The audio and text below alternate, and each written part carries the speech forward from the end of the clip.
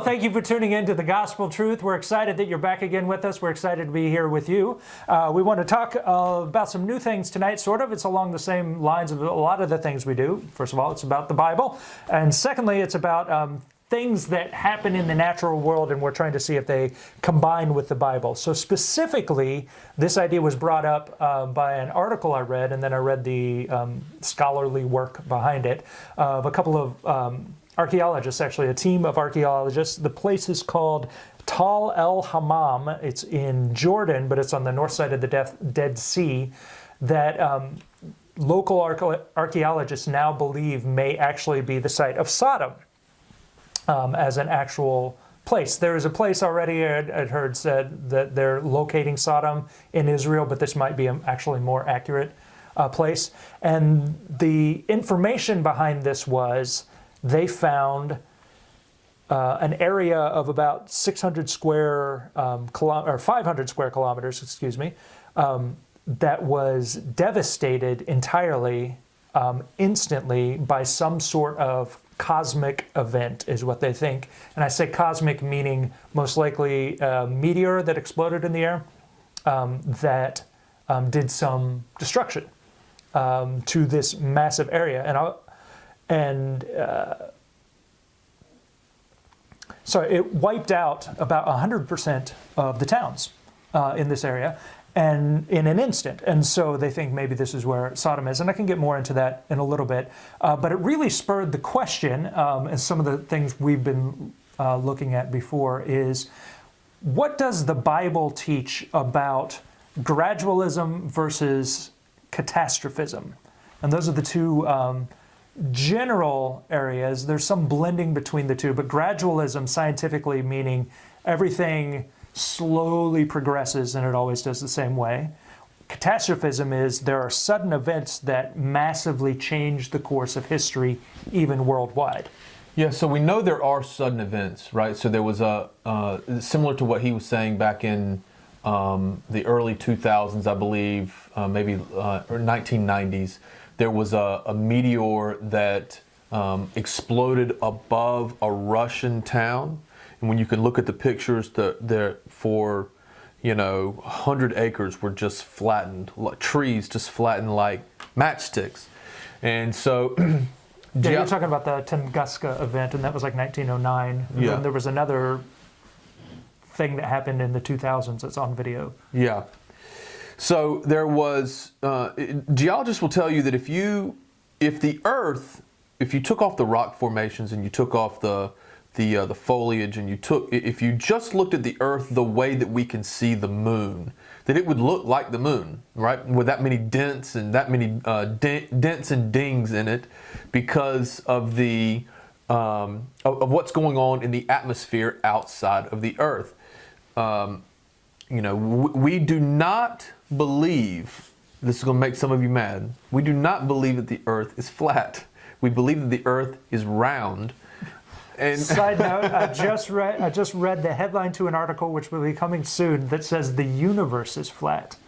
Jesus. And now I have to figure out now we've yeah, we do not believe that the Earth is flat. We believe it's round, right? And a lot of the meteor showers, it's funny, there is a comets. There are scientists that will say that comets all come from like one place. It's like a black hole that's out past the universe, and all the comets come from one spot, and every once in a while one gets loose and comes this way, right? So, but a lot of the meteor showers that are the same, right? So there's meteor showers constantly coming towards us. The Jupiter sucks up most of it.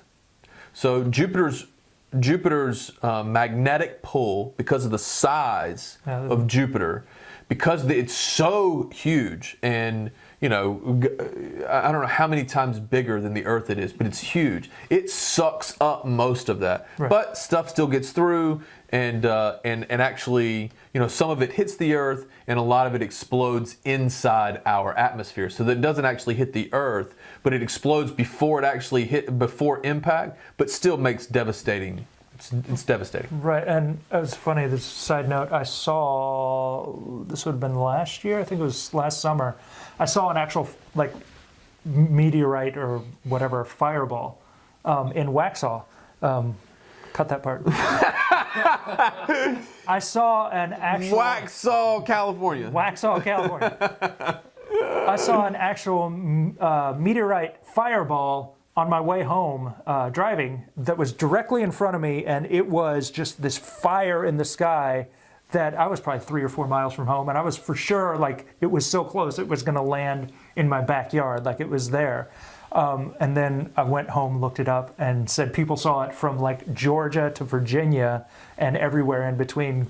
Guess the area. Yeah, it's funny. So, I think a lot of that, people see things.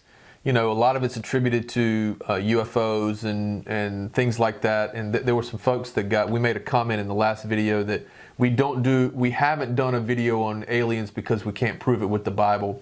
But I don't want to make blanket statements. We probably would do a video on aliens, but I think a lot of what he's talking about, people see and attribute to, extraterrestrial activity, when a lot of it is just meteor showers. Right, which is technically extraterrestrial. Technically but not, extraterrestrial, that's not correct. From, it's not some alien flinging stones at us. Right. Unless it is, and surprise. Yeah. Maybe that's what's in the black hole.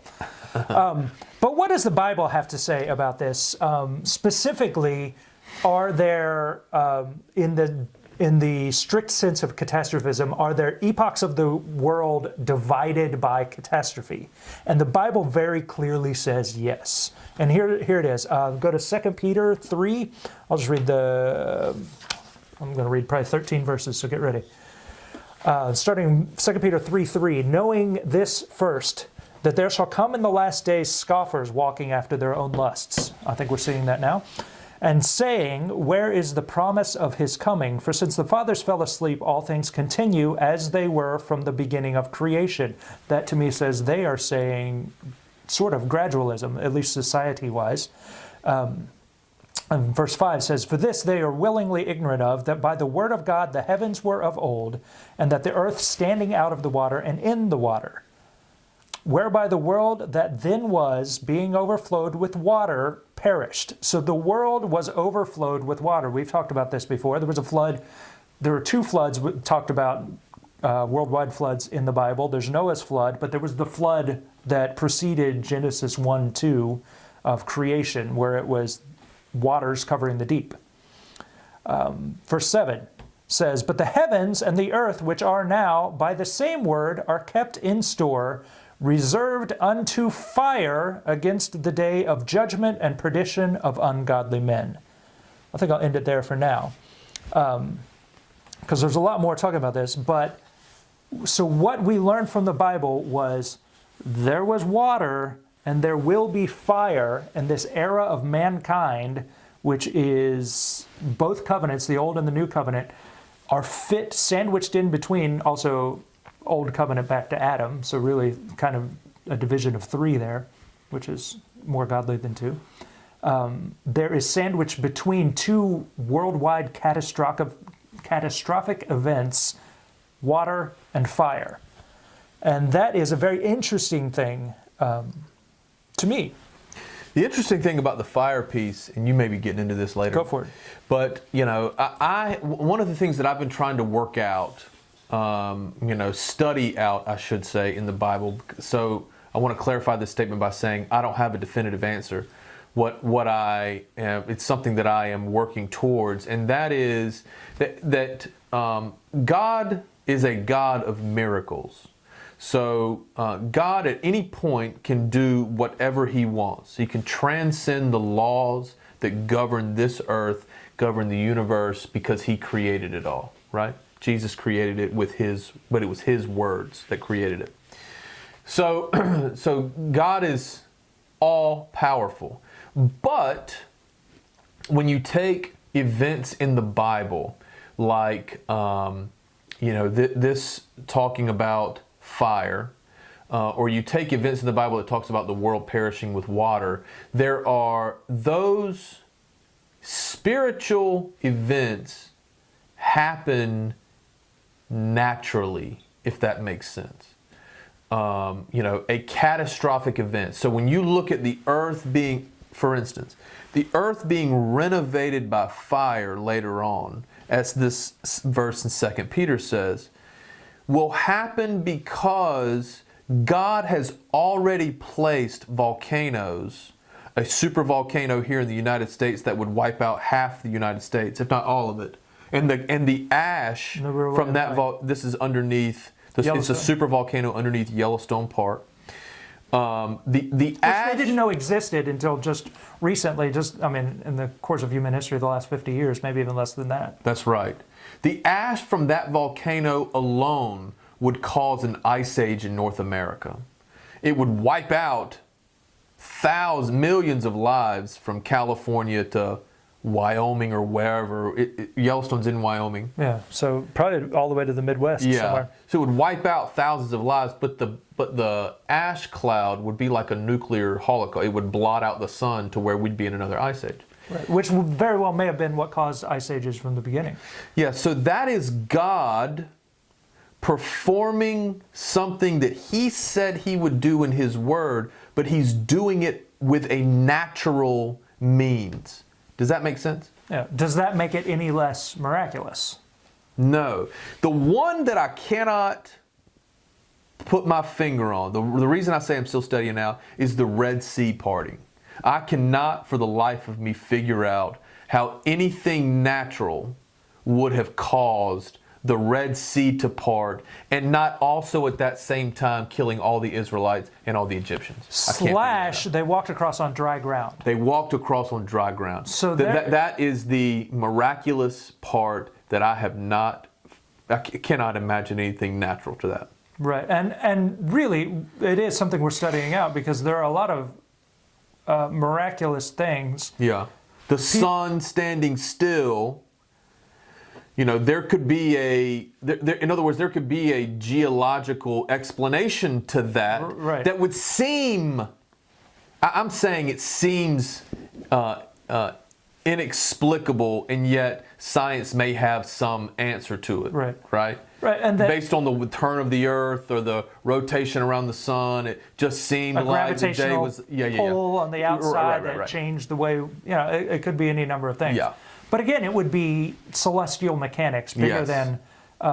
It would seem like a natural thing, making something God do, something that God set up from the beginning. Here's what you got to remember: He set all this stuff up at the very beginning of when the world was created, not 6,000 years ago when Adam was created. He thought all this up. However old the earth is, millions, billions of years old, He thought all this up back then. Right. It was funny, I just thought of global warming is a thing that's coming. Because there's fire on the whole planet, right? That's right. So I wonder what kind of natural fight we're putting up against Satan tries to use people to put up. And I'm not saying Satan's behind global warming, but maybe. But about people trying to fight off the inevitability of the things God has said are to come. Yeah. When Satan went ahead and killed Jesus, thinking it was the good thing to do because Jesus would then be dead, right? But it said if they'd known what really was happening, they wouldn't have killed him. So it's that same kind of thing. Satan's going to try to do what he can to stop God from accomplishing His word, but he will fail every time. Yeah, we just had this long conversation prior to filming because there are so many things that we do in our lives. We make decisions every day. We're in a choose-your-own-adventure story every day of our lives. We make decisions that have consequences either way. And so, it's just like Satan thinking by killing Jesus he was winning when in fact he was losing. And that can happen to you today. You could make a decision thinking it's the best possible thing. This is why the Bible says the spirit of man is the candle of the Lord, searching all the inward parts of the belly, and that the sons of God are led by the Spirit of God. The sons of God in Romans, they that are led by the Spirit of God are the sons of God. Right, and that's what we have to be. Got to be led by the Spirit of God. There's no way around that to navigate life's twists and turns because they're going to be around. They're going to be around. It's an active life, and you only get to make decisions for you. So if you are led by the Spirit of God, you can navigate and make the right decisions. And theoretically, it's not really theory, you could make every right decision every time if you're led by the Spirit every time, but you have to grow into learning how to be led by your Spirit. Yeah. Question I had earlier that I didn't actually ask off camera is, when we are born, are our spirits already fully formed, or do they grow up like a physical body does? Is there any way of knowing that from the Word? I don't know. I'd have to find it. I know anecdotally people that say they've been to heaven. Babies had died and they were fully grown when they got there, which they don't grow up when they get there, so they're already there. So you would. So interesting, yeah, because I would assume that we're fully formed from the beginning, but then we have to learn how to grow up spiritually. We have to grow into learning how to operate as a spirit in a physical body. Growing up spiritually is probably the most important thing you can concentrate on. Growing up spiritually is reading the Word and adapting your life to the Word. That's how you grow spiritually. And that's how you combat your natural pre-programming. Yeah. So you are a product of, the world, the same way. There is gradualism. We're not discounting that at all. Soil and water make soil erode. Yeah. Oxygen added to iron makes it rust. Those things happen. They will continue to happen. But the things that we've seen could not have happened in the short amount of time. Do you know what I mean? In other words, you can see the bank of a river, and you could see where the soil has eroded over time, thousands of years. But it's only a couple of, I think in Egypt, if there's evidence to suggest that the Nile, which is now a mile away from the Great Pyramid, would not have, whoever built the Great Pyramid, which is our next video. Yes, would not have put that pyramid a mile away from it. So at one point, there's evidence to suggest that the Nile River was 2 miles wider than it is today. So the narrowing of that river is a natural thing that has happened over thousands of years, right? Right, tens of thousands. But there are things that without a catastrophic event could not, I'm just going to say this, and if someone dismisses me or has some explanation. I might. The Grand Canyon was not formed in 6,000 years. I went to the Creation Museum, I think it's called, somewhere in Kentucky near Cincinnati. Is that where Noah's Ark is? I think they put it there, but that was there. They are young Earth believers. I did appreciate going there. There were a lot of interesting things there. I'm not against everything. Young Earth believers. Young Earth meaning like the whole Earth is 6,000 years old, and they lay out why they believe it so. Yeah. And I disagree with that, but there are some interesting evidences they put there, and one of them was a video of a volcano that had erupted, and there was like mudslide that came from it that gouged through rock the way the Grand Canyon was on a much smaller scale. But that same way, there was like almost instant gouging. In just a couple of days, a canyon existed where it hadn't before. And that was fascinating to me, saying that catastrophe could have caused something like that. Yes. Volcanoes and earthquakes, which are catastrophic events, by the way. Yeah. They do a lot of the forming, right? Islands that we see in the ocean that we visit on, are volcano eruptions, right? Or where a lot of them are, right? Not all of them, but a lot of them are just simply eruptions of an underwater volcano that form an island. Right, so those are catastrophic events as well. And so there are a lot of localized catastrophic events that can change a local world system, really. The going back to that article I read, they assume a meteorite exploded over the northern tip of the Dead Sea because of the directionality of the destruction in those cities that they're excavating, and that there are shards of pottery, and if we can, we'll link this in the description below. If not, you can go dig it on your own. Where it's formed into glass on one side and pottery on the other, which suggests a super intense heat of something like 10,000 degrees. I have it here somewhere. But it was so hot that it burnt it to glass in just a few milliseconds. And this explosion sent salt water from the Dead Sea over this entire area, which added so much salinity to the soil that it made things like wheat unable to be grown in that soil where it had been grown for about 2,500 years, unable to grow it again for the next 600 years. It was instantly devastating to that area, which says the Bible's right. Yeah, that's exactly right. The point of this video is that the Bible is right. Right. That's the point of all of our videos. There are other texts outside, like the Book of Enoch, and there are other texts that we read, but don't. We don't equate them as being part of the Bible that should be. That's right. Therefore, we don't reference them in this particular channel because we reference the Bible.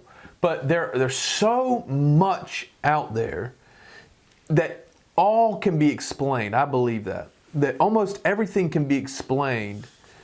Everything you go through in life, from an individual level to a family level to a group level to a cosmic level, everything can be explained with the Bible. I believe that.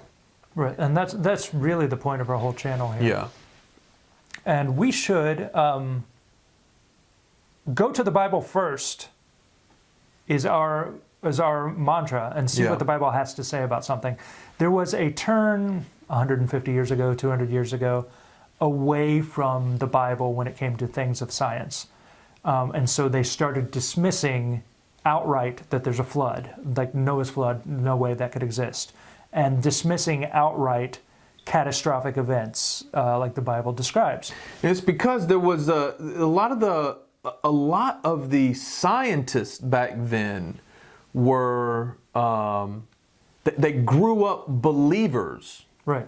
So there was a theory as science progressed that those scientists were trying to just prove the Bible was true, and that new scientists. So we're not knocking new scientists. What new scientists were saying is you can't just try to make this true. You've got to view the evidence in a vacuum, outside of any influence. And the problem was they oscillated the wrong direction too much, so that instead of saying, oh, this evidence suggests that what the Bible is saying is true, not even saying that, but you could say this evidence suggests a worldwide flood, because they knew it was in the Bible, they just wanted to shy away from it, and that continued to happen in science for a long time. But it is coming back to see, oh, there are these catastrophic events. Oh, there are things that the Bible says is true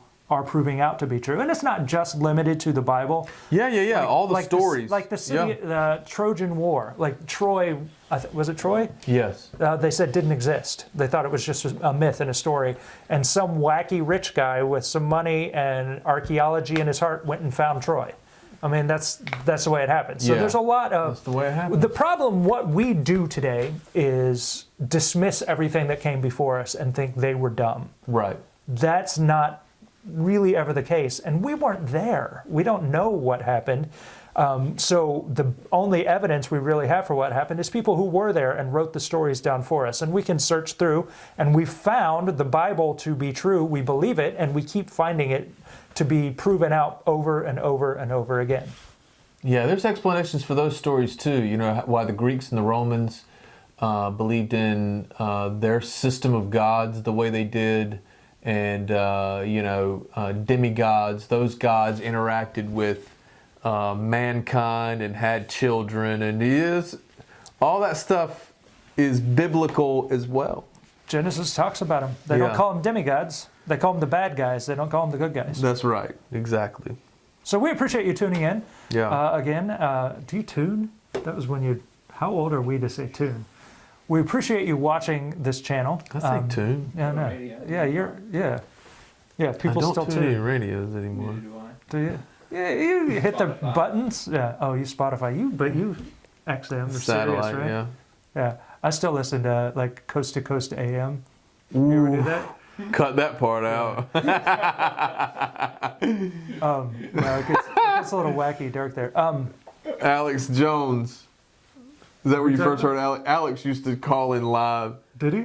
No, I used to great. listen to that when I lived like near Chicago. Yeah. Like 20 years That's where ago. all the wacky stuff was. It was. You would get like, hey, I saw this UFO, or hey, there are shadow people just out the side of my vision that I can kind of see. But then you'd also get things that made sense, like the Catholic dude who would call in and then talked about corruption in the Catholic Church and then got killed later. Father, whatever his name is. Yeah, we appreciate you watching. Thanks. Subscribe, like, Share. Thank you.